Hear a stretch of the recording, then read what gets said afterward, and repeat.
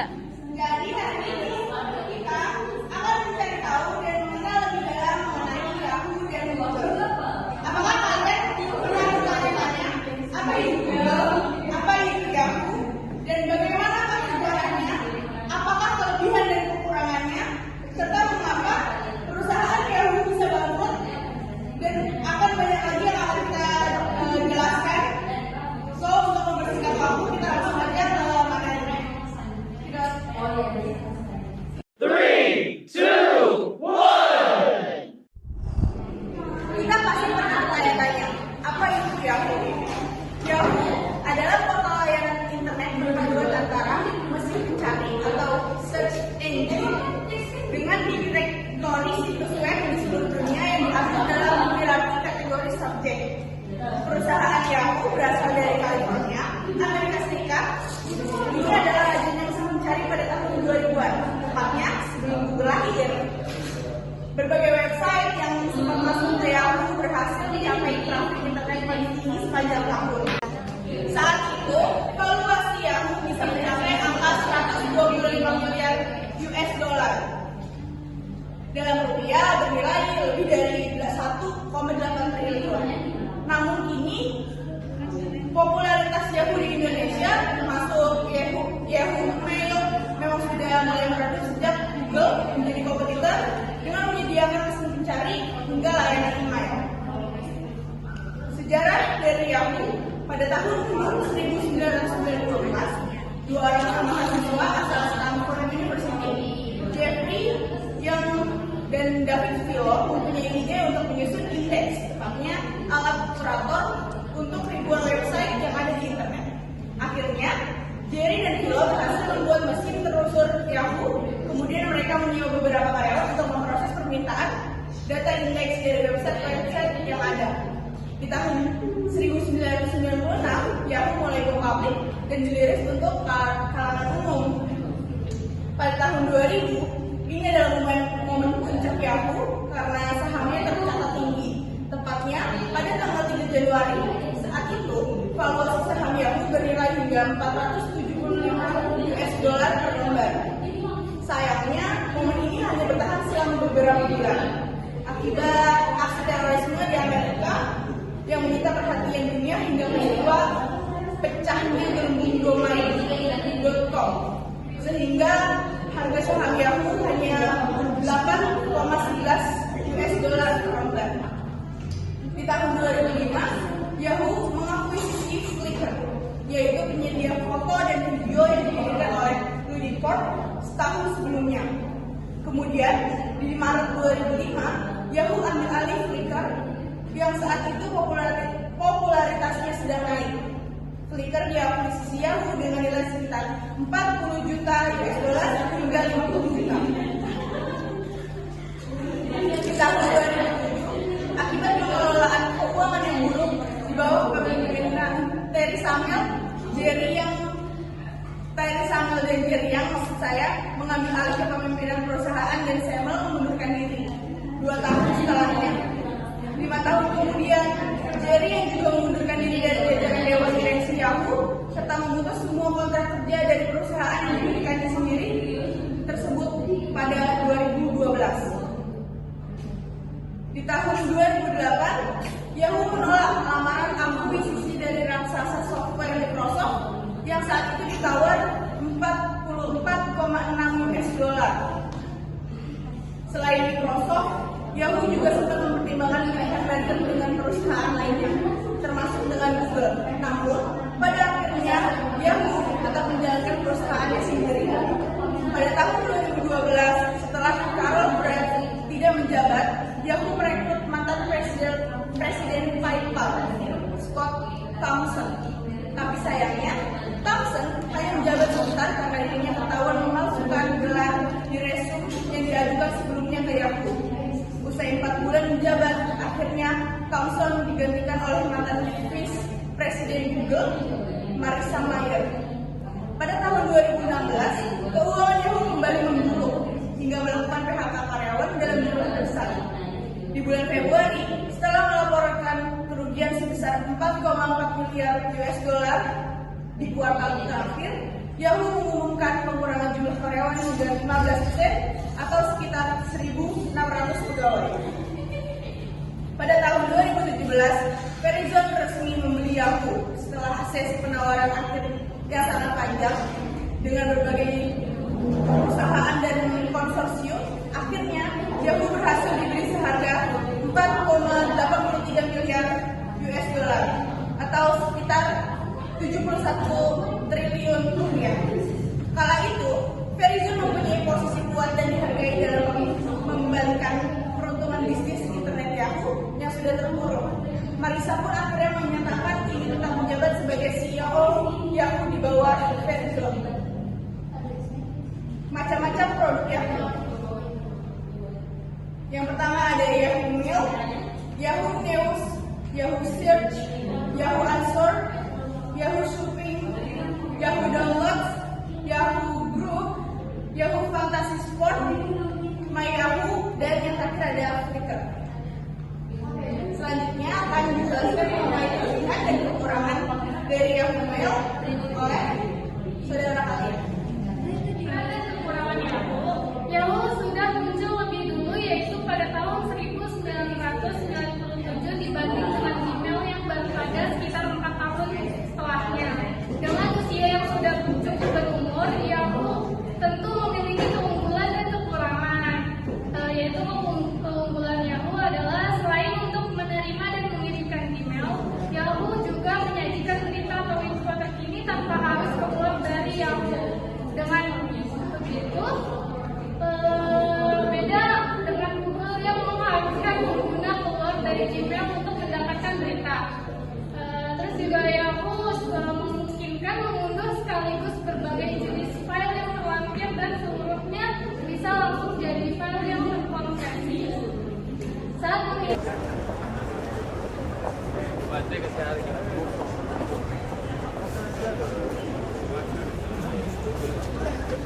mengirimkan Gmail dari Yahoo Mail, kamu juga bisa melampirkan data atau file dengan ukuran hingga 25 MB. Yahoo menyediakan kotak penyimpanan Gmail yang besar. Kamu bisa menyimpan Gmail sampai 1 terabyte atau juga bisa dengan 1 GB dengan gratis. Yahoo Mail memiliki fitur timeline atau lini waktu pada setiap Gmail yang masuk. Misalnya Gmail yang bulan Januari, awal Maret, dan minggu lalu, sehingga memudahkan pengguna untuk menelusuri Gmail. Satu pesan dari Yahoo Mail tidak dibedakan berdasarkan kategori, sementara Gmail akan memisahkan mana email utama atau yang disebut primary, email promosi atau iklan, dan email sosial media. Kita akan membahas kenapa sih Yahoo itu bisa bangkrut. Di tahun 90-an dan 2000-an awal, Yahoo sangat mendominasi dunia internet, mulai dari email, portal berita, sampai mesin pencarian dikuasai oleh mereka. Namun, ini semua berubah. Bahkan beberapa hari lalu, salah satu media internasional melaporkan bila nasib Yahoo di dunia bisnis internet segera berakhir. Menurut The Wall Street Journal, seperti yang dilansir oleh Gizmodo, Yahoo dilaporkan mempertimbangkan keputusan untuk menjual bisnis utama mereka, yang meliputi Yahoo.com, Tumblr, dan Flickr.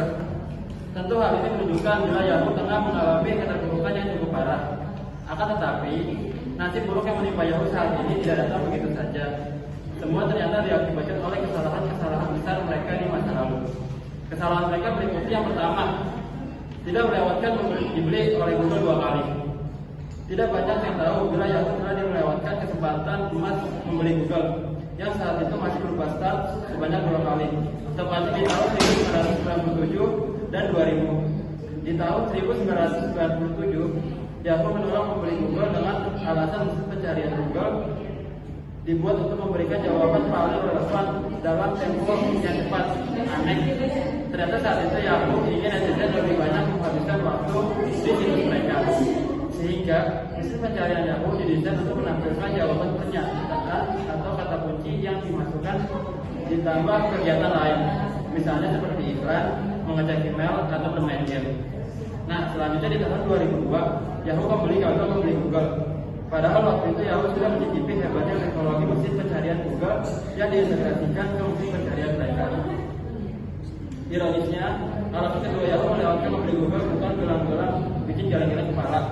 CEO Yahoo saat itu, Terry Semel, hanya menawarkan Google sekitar 3 miliar US dollar, padahal nilai seharusnya senilai 5 miliar US dollar. Bahkan Starmer mengatakan bila pihaknya tidak mengetahui nilai Google yang sebenarnya sehingga tak mau ambil resiko membeli perusahaan itu. Sayangnya keputusan itu membuat Google bisa tumbuh bebas dan mengalahkan Yahoo sekarang. Berikutnya kita diakui Facebook. Di tahun 2006, Facebook mulai tumbuh sebagai media sosial yang menjanjikan. Imbasnya, Facebook langsung menerima pinjaman dari 11 perusahaan besar, mulai dari Google sampai Yahoo. Nah, kemudian Yahoo nyaris menemui kesepakatan akuisisi Facebook. Tetapi ketika itu Yahoo mengalami sedikit goncangan di bursa saham dan membuat mereka menurunkan tawaran yang awalnya 1 miliar US dollar menjadi 875 juta US dollar saja. Tentu saja Mark Zuckerberg menolak tawaran itu, dan kini Facebook menjelma menjadi salah satu sosial media terbesar di dunia. Berikutnya, menolak membeli Microsoft. Mantan CEO Microsoft, Steve Ballmer, di tahun 2008 lalu berupaya keras untuk membeli Yahoo. Ballmer pun mengajukan mahar sebesar 44 miliar US dollar pada Yahoo. Namun, tawaran itu buru-buru ditolak dengan alasan terlalu murah. Padahal saat itu bisnis Yahoo sudah mulai tidak sehat. Apalagi posisi Yahoo sebagai browser paling banyak digunakan sudah digeser oleh Google. Akhirnya sekarang Yahoo justru berminat menjual bisnis internet mereka. Kemungkinan besar dengan harga di bawah penawar Ballmer. Berikutnya adalah bentuk perusahaan yang tak jelas. Apakah Google sebuah perusahaan teknologi? Sepertinya memang iya. Tetapi ternyata perusahaan terbesar Yahoo dari iklan, sehingga mereka lebih pantas disebut perusahaan media. Uniknya, cara operasi perusahaan Yahoo justru lebih mirip perusahaan teknologi. Model usaha yang tidak jelas ini disebut pakar komputer Paul Graham sebagai biang keladi perkembangan Yahoo yang stagnan. Yahoo seakan tak punya tujuan jelas. Imbasnya pun pahit. Yahoo gagal bersaing dengan perusahaan teknologi lain semacam Microsoft atau perusahaan berbasis startup media seperti Google. Berikutnya CEO yang telah juga bersinar. Saat menggandeng Marissa Mayer sebagai CEO beberapa tahun lalu, Yahoo mengharap bisa melakukan perubahan besar. Sayangnya, hal itu tidak kunjung terjadi atau membuahkan hasil. Banyak pihak menyatakan jam terbang Marissa belum mampu membawa Yahoo keluar dari keterpurukan. Hal ini lantas membuat Yahoo berpeluang menjual 30% internet lama mereka karena memang tidak ada pilihan lain yang mampu menyelamatkan Yahoo saat ini. Padahal Marissa sudah menjabat sebagai CEO Yahoo sejak tahun 2012 lalu, dan per 5 tahun digaji sekitar 117 juta US dollar. Tidak hanya di beberapa hari ini, posisi Marissa sebagai CEO Yahoo terus digoncangkan. Oke, berikutnya kita akan menjelaskan apa itu Google yang akan dijelaskan oleh teman kita.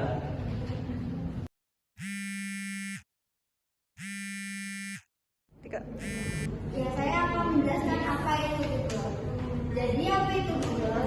Menurut buku memanfaatkan fitur-fitur Google karya Artition, Jurukarsa, dan M.H.D. Andi 2013, pengertian Google adalah perusahaan mesin pencari yang didirikan pada tahun 1998 oleh Sergey Brin dan Larry Page. Saat ini kantor utama Google ada di Mountain View, California. Ada lebih dari 70% permintaan pencarian online di seluruh dunia telah ditangani oleh Google. Mesin pencari Google dapat dikatakan sebagai situs yang paling sukses dan populer.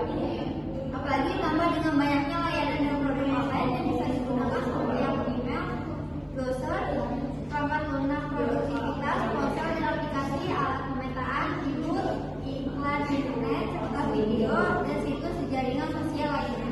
Misi utama dari Google sendiri adalah untuk mengumpulkan informasi dunia dan membuatnya dapat diakses dan bermanfaat oleh semua orang. Awalnya Google diberi nama Backrooms hanya menggunakan sistem pemeriksa backline untuk memperkirakan pentingnya sebuah situs. Sejarah berdirinya Google tidak terlepas dari dua sosok besar, yaitu Larry Page dan Sergey Brin. Google didirikan di tahun 1998 saat mereka masih menjadi mahasiswa di Stanford University. Saat ini Google dinaungi oleh sebuah perusahaan holding bernama Alphabet, uang dibentuk sendiri oleh Google. Nah, sebenarnya bagaimana sejarah berdirinya Google saat ini menjadi salah satu perusahaan teknologi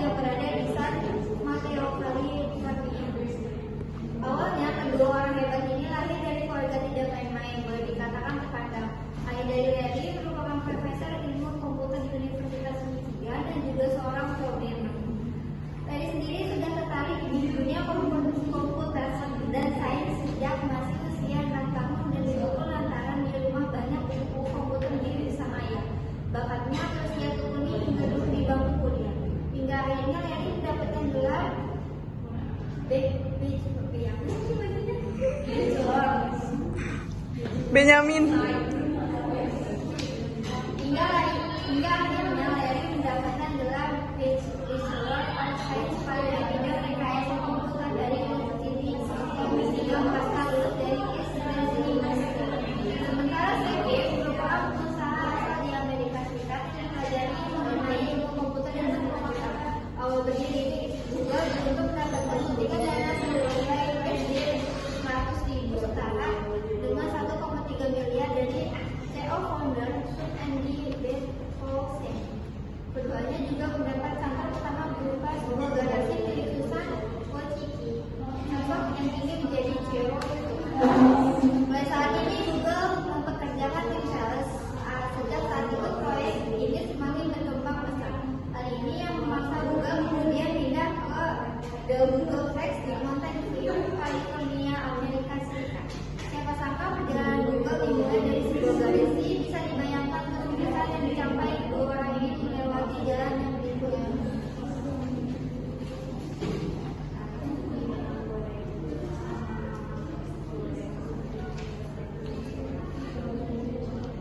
Google Doodle pertama kali diciptakan pada 1998 ketika Larry Page dan Seth Grabin berlibur ke Burning Man Festival. Saat itu, Doodle diciptakan sederhana dengan statement ikonik yang berada di belakang kom. Tidak lama setelah Larry dan Seth memposting Doodle pertama, seniman freelance mulai mengerjakan yang lain. Terkadang mereka menambahkan dekorasi ada logo sederhana pada logo. Ketika Dennis Wong memimpin Doodle pada 2000, desain berkembang menjadi tambahan kreatif. Google Doodle menjadi sangat populer pada tahun itu sehingga Sergey Brin memutuskan untuk mengajukan paten untuk mereka. Paten tersebut berjudul Sistem dan Metode untuk menarik pengguna untuk mengakses situs web. Paten dirancang untuk melindungi trafik Google meningkatkan bahwa mereka untuk tanggal dan acara khusus. Itu disetujui hampir 10 tahun kemudian pada tahun 2011. Dennis Wang adalah satu-satunya pembuat coretan selama bertahun-tahun, tetapi hari ini diciptakan oleh tim pembuat coretan khusus dan eksibisi latar belakangnya berkisar dari animasi film hingga desain video. Tim Google Doodle mendapat ribuan permintaan dari pengguna setiap tahun, tetapi hanya beberapa ratus yang berada masuk berada. Yaitu selanjutnya ada selesai pengembangan Android. Google sejak 2010 didirikan, bukan perusahaan yang cepat telah menghasilkan berbagai bentuk akuisisi dan kerjasama di bidang mesin pencari di Google. Perusahaan ini menambahkan perangkat lunak aktivitas daring ke dalam jaringan, termasuk surat elektronik, paket aplikasi perkantoran, dan jejaring sosial. Produk-produk berbedanya meliputi aplikasi untuk menjelajah web, mengatur dan mengunduh foto, dan pesan-pesan. Perusahaan ini memprakarsai pengembangan sistem operasi Android untuk telepon genggam dan Chrome. Untuk jajarannya Chromebook, Google sudah beralih ke perangkat keras komunikasi. Mereka bekerjasama dengan berbagai produsen elektronik besar untuk memproduksi perangkat Asusnya dan mengakuisisi Motorola Mobility pada Mei 2012. Tahun 2012, infrastruktur serat optik dipasang di Kansas untuk memfasilitasi layanan internet portable Google Fitbit. Perusahaan ini diperkirakan mengoperasikan lebih dari 1 juta server di beberapa pusat data di seluruh dunia dan memproses lebih dari 1 miliar pencarian dan sekitar 24 juta data buatan pengguna sehari-harinya. Pada bulan Desember 2012, Alexa menyebut Google.com sebagai situs web paling banyak dikunjungi di dunia. Situs Google dalam bahasa lain masuk di atas 100 perangkat, sebagaimana halnya situs milik Google seperti YouTube dan Google. Google menempati peringkat kedua di basis data ekuitas dari dominasi pasarnya, menuai kritik mengenai hak cipta, penyelenggaraan dan privasi. Pada tahun 2014, Google juga mendapat penghargaan dari Business Indeed sebagai perusahaan yang memiliki merek paling dicintai. Pada 10 Agustus 2015 juga, Google memulai postingan blog. CEO Google Larry Page mengumumkan pembentukan perusahaan yang terkenal dari perusahaan Google dan usaha-usaha lain yang sangat halus terkait dengan bisnis utama Google. Pada restrukturisasi tersebut, Larry Page akan menjadi CEO perusahaan dari Alphabet. Selanjutnya, membahas fungsi Google. Yang pertama, sebagai pengingat karena Google menyediakan fitur reminder khusus yang dapat diaktifkan melalui perintah suara atau mengubahnya langsung dari aplikasi. Kedua, contohnya adalah fitur yang sudah lama ada di aplikasi Google Slides dan pasti terus diintegrasi terbarunya agar ini untuk mendapatkan pengalaman pengguna yang lebih baik. Yang ketiga, berita adalah fitur yang dapat dinikmati oleh setiap pengguna untuk mendapatkan berita aktual di laman depan. Pada tahun 2004, ketika Yahoo ditiadakan dengan layanan Google, pengguna melakukan pencarian Google sekitar 200 juta kali sehari. Dan pada tahun 2008, mereka melakukannya sekitar 65 juta kali per jam. Mesin pencari ada di mana-mana sehingga Google menjadi ungkapan umum yang berani mencari di internet. Google kemudian menjadi perusahaan publik pada tahun 2004. Pada tahun 2010, Google peringkat bersama raksasa teknologi seperti Microsoft Corporation dan IBM dalam berbagai pasar. Google kemudian terus meningkat teknologi mesin pencari algoritmanya dan menambahkan berbagai penyempurnaan. Google juga menyediakan layanan pencarian untuk pengguna ponsel. Pada tahun 2003, Google memberikan perusahaan Miralat membuat perangkat lunak pembuatan blog populer Blogger. Pada 2005, Google meluncurkan Google Earth, layanan pemetaan web yang memungkinkan pengguna untuk mengambil gambar satelit terperinci dari sebagian besar lokasi di bumi. Pada 2006, Google meluncurkan Google Apps yang berisi kalender, program sertifikat program pembuatan olahan web, dan Google Dokumen. Google kemudian merilis browser web gratis Chrome pada tahun 2008. Google kemudian mengembangkan sistem operasi gratis. Pada 10 Agustus 2015, Google melakukan postingan blog CEO Google Larry Page mengumumkan pembentukan perusahaan baru bernama Alphabet yang akan menjadi perusahaan ini mencakupi Google dan usaha-usaha lain yang tak terlalu terkait dengan bisnis utama Google. Selanjutnya, fakta-fakta Google. Yang pertama, kantor pertama Google adalah sebuah garasi di San Joaquin dan Menlo Park, California. Yang kedua, apa arti Google berasal dari istilah Google, yaitu angka 1 diikuti 100 nol. Apa arti Google mencerminkan sejumlah besar data yang mereka cari. Pada tanggal 16 Agustus 2013, Google tidak dapat diakses selama 5 menit. Pada saat itu, pengguna internet secara global turun 40%. Beranda Google tersedia dalam 80 bahasa. 9 bahasa terakhir yang telah ditambahkan adalah Hausa, Igbo, Yoruba, Somalia, Zulu, Mongolia, Nepal, Punjabi, dan Maori. 33% dari semua pencarian Google berasal dari smartphone. Google memiliki sekitar 90% pangsa pasar dunia. Google memiliki pangsa pasar sekitar 90% dalam hal mesin pencari Januari 2017. Sekian presentasi dari kami. Selanjutnya kami akan membuka sesi tanya jawab. Disilakan untuk yang ingin bertanya.